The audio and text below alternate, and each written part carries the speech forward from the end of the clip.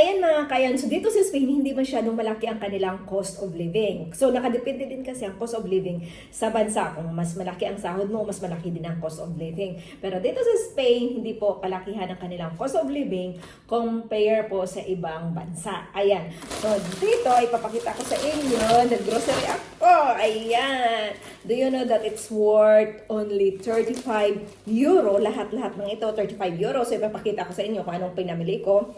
So, ang 35 euro is, I think, kung sa Pilipinas is nasa 2,000, more or less, nasa 2,200 o 2,500. Ayan.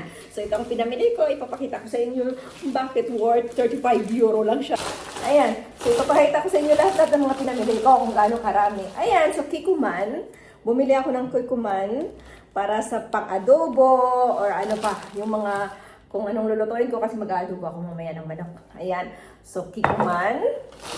And then, of course, bumili ako ng sandia. Pang ano ko, ano ngayon, pang dessert ko. Ayan, sandia. Sandia, 1 euro lang yan. So, ang 1 euro is 60, 65, mga ganon. Of course, may napkin.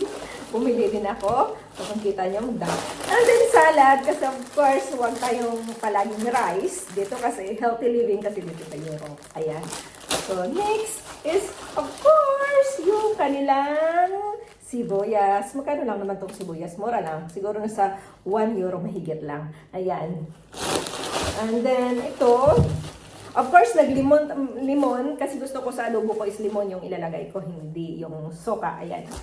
And then, of course, may prutas. Another prutas tayo. Nectarina. Ayan. Nectarina. So, dalawa para at least mayroon tayong prutas. Of course, ayan, ipapakita ko sa inyo kung magkano yung aking nabili. Nasa 35 euro. So, another bulsa tayo. So, bumili tayo ng tea. Ang tea is worth, ewan ko, nasa 2 euro yata. Kasi ito ay tea birdie na mayroon na siyang ginger. Ayan. Ito kasi ang gusto ko, tea birdie at saka may ginger. Ayan. And of course, yung wet wipes natin sa kamay at saka mukha. Importante. And of course, kung ako ay nasi-stress, maglalagay ako nito sa aking mukha. Kasi masyado ako maarte sa aking mukha. Ayan. And kasi nga, magsasabaw ako ng manok. So may manok akong binili. Ito ay yung manok na maganda, yung yellow. Yung parang organic sa kanila dito sa Spain. So magkano lang nabili ko? 3 lang. 3 lang ito, 3 euro. Pero iwan ko ilang kilo na ito. Nasa almost 1 kilo. Tapos 3 euro lang siya. Ayan. Nakabili ako. And then, of course, lotion. Bumili ako ng mura lang na lotion.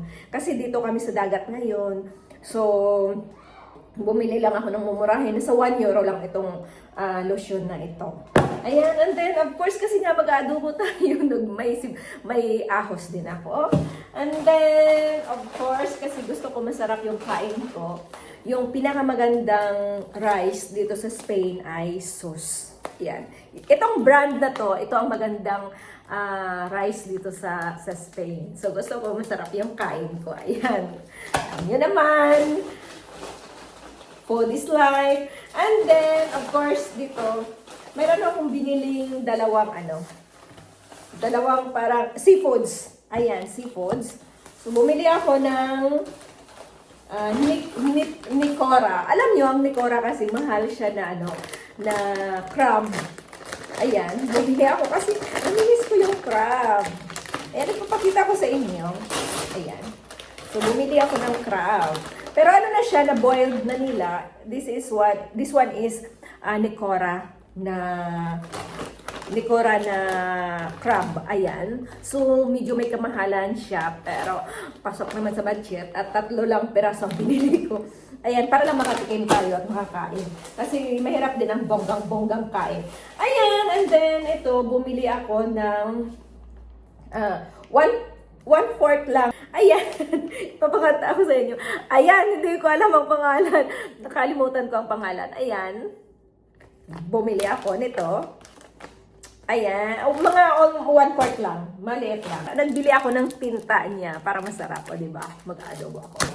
And of course, dahil nga magsasabaw ako ng manok din, kasi marami yung manok yung nabili, anong lalagyan ko nito. O, diba? Ay, hindi na ako magkanin. And then, yun lang, wala na. So, ipapakita ko sa inyo kung gaano karami ang aking nabili para sa 35 euro dito sa Spain.